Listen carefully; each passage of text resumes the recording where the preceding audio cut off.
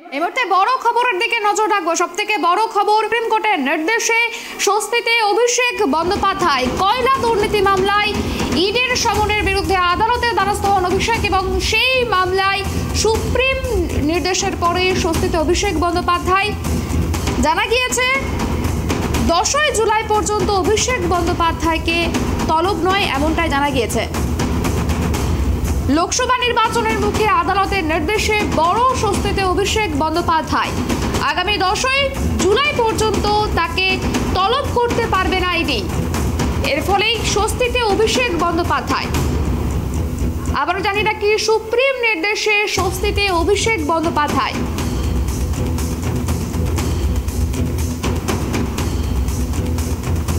লোকসভা নির্বাচনের মুখে আদালতের নির্দেশে বড় স্বস্তিতে অভিষেক বন্দ্যোপাধ্যায়। সুপ্রিম কোর্টের নির্দেশে স্বস্তিতে অভিষেক বন্দ্যোপাধ্যায়।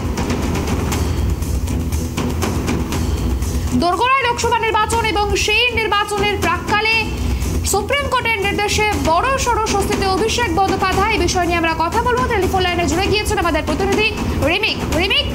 যেমনটা জানা যাচ্ছে যে লোকসভা ভোটের আগে অভিষেক বন্দ্যোপাধ্যায়কে তলব করতে পারবে না ইডি, এমনটাই জানিয়েছে সুপ্রিম কোর্ট। সেক্ষেত্রে বলা যেতে পারে এই সুপ্রিম কোর্টের নির্দেশের ফলে অনেকটাই স্বস্তিতে অভিষেক বন্দ্যোপাধ্যায়। কি জানা যাচ্ছে? একদমই দেখো, যেটা আসলে সুপ্রিম কোর্টে পয়লা দুর্নীতি মামলা যেটা শুনানি ছিল, সেই সর্বভারতীয় সাধারণ সম্পাদক অভিষেক বন্দ্যোপাধ্যায় আইনজীবী কপিল সিব্বাল তিনি আদালতের কাছে আবেদন করেন যে আগামী যে লোকসভা নির্বাচন রয়েছে সেই লোকসভা নির্বাচন পর্যন্ত যেন অভিষেক বন্দ্যোপাধ্যায়ের বিরুদ্ধে কোনো পদক্ষেপ নেওয়া না হয় বা তাকে যেন দিল্লিতে তলব করা না হয়। এবং পাশাপাশি তিনি যেটা জানান যে অভিষেক বন্দ্যোপাধ্যায় প্রথম থেকেই এই কয়লা দুর্নীতি মামলায় কেন্দ্রীয় তদন্তকারী সংস্থা ইডিকে সহযোগিতা করছেন। আদালতের নির্দেশ মেনে তিনি 10 বছরের হাইচার রিটার্ন সেই হিসেব জমা দিয়েছেন। তিনি এবারে প্রতিদ্বন্দ্বিতা করছেন লোকসভা নির্বাচন থেকে। তিনি ডায়মন্ড হারবার কেন্দ্রের তৃণমূল প্রার্থী হয়েছেন আবারও। ফলে তাকে যেন লোকসভা নির্বাচন পর্যন্ত কোনোভাবে যেন দিল্লিতে তলব করা না করে ইডি বা তাকে জিজ্ঞাসাবাদের জন্য তলব না করা হয় এবং তার বিরুদ্ধে যেন কোনো কড়া পদক্ষেপ না নেওয়া হয়, সেই আবেদন আজকে জানিয়েছিলেন কপিল সিব্বালের আইনজীবী অভিষেক বন্দ্যোপাধ্যায়ের আইনজীবী কপিল সিব্বাল। এবং কপিল সিব্বালের এই বক্তব্য শুনে আজকে সুপ্রিম কোর্টের বিচারপতি এম ত্রিবেদী এবং বিচারপতি কংগ্রেস ডিভিশন যেটা জানিয়ে দিয়েছেন যে আগামী 10ই জুলাই পর্যন্ত অভিষেক বন্দ্যোপাধ্যায়কে কয়লা দুর্নীতি মামলায় কোনোভাবে দিল্লিতে দেখে জিজ্ঞাসাবাদ করা যাবে না বা তাকে তলব করা যাবে না এবং তার বিরুদ্ধে কোনো কড়া পদক্ষেপ নিতে পারবে না ইডি। আজকে কিন্তু পরিষ্কার করে সুপ্রিম কোর্ট জানিয়ে দিল। দেখো, অতীতে দেখা গেছে যে অভিষেক বন্দ্যোপাধ্যায় যখন তার কোনো পূর্ব ঘোষিত কর্মসূচি রাজনৈতিক কর্মসূচি রয়েছে সেই বিরুদ্ধে ইডির তরফ থেকে তাকে তলব করা হয়েছে, তাকে সিবিআই কমপ্লেক্সে ডাকা হয়েছে বা কখনো দিল্লিতে জামনগরে ইডির যে মুখ্য কার্যালয় সেখানে তাকে এবং তার রুজিরা বন্দ্যোপাধ্যায়কে ডাকা হয়েছে। তবে এই নিয়ে কিন্তু প্রথম থেকেই সরব ছিলেন অভিষেক বন্দ্যোপাধ্যায়। তিনি বলেছিলেন যে তাকে আটকানোর জন্য ষড়যন্ত্র করা হচ্ছে, পূর্ব পরিকল্পিত ষড়যন্ত্র করা হচ্ছে, সেই জন্য তার ঘোষিত কর্মসূচির দিনগুলোতেই তাকে তলব করা হচ্ছে বেছে বেছে। সেই আশঙ্কা থেকেই কিন্তু অভিষেক বন্দ্যোপাধ্যায় সুপ্রিম কোর্টে দ্বারস্থ হয়েছিলেন যে সামনে লোকসভা নির্বাচন যেটা রাজ্যে তিনি প্রচারে হচ্ছে, তিনি সর্বভারতীয় সাধারণ সম্পাদক, সেই সঙ্গে তিনি নিজে ডায়মন্ড হারবার কেন্দ্রের কিন্তু এবারও তৃণমূল প্রার্থী। তাই এবারও যাতে নির্বাচনের মধ্যে তাকে যাতে আলোচনা কোনো রকম ষড়যন্ত্র না করা হয়, তিনি যেটা বারবার অভিযোগ করছিলেন, সেই কারণেই তাকে যদি তলব করা না হয়, দিল্লিতে যেটা জিজ্ঞাসাবাদের জন্য ডাকা না হয়, সেই আশঙ্কা থেকে তিনি আদালতের আজকে দ্বারস্থ হয়েছিলেন সুপ্রিম কোর্ট এবং সুপ্রিম কোর্ট তাকে শক্তি দিয়েছে।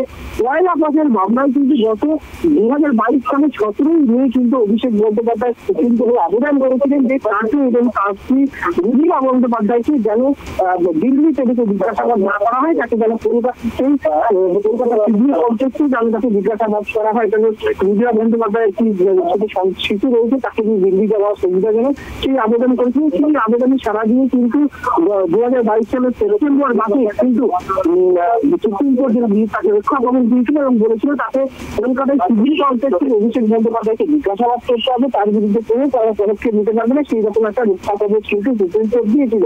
পাশাপাশি এটাও বলেছিল সিবিআই কমপ্লেক্সে তাকে জিজ্ঞাসাবাদ ডাকা হবে, তাকে নিরাপত্তার ব্যবস্থা এবং সমস্ত কিছু আয়োজন কিন্তু দেখতে হবে পুলিশ প্রশাসনকে, রাজ্য পুলিশ প্রশাসনকে। সেই নির্দেশটি কিন্তু আসছে সুপ্রিম কোর্টের দেওয়া এই 2022 সালের সেপ্টেম্বর মাসের এই রক্ষা কবচ বা এই নির্দেশ নেই, কিন্তু আজকে অন্তর্বর্তী নির্দেশ নেই কিন্তু বহাল রাখলো, তদন্তের নির্দেশই বহাল রাখলো।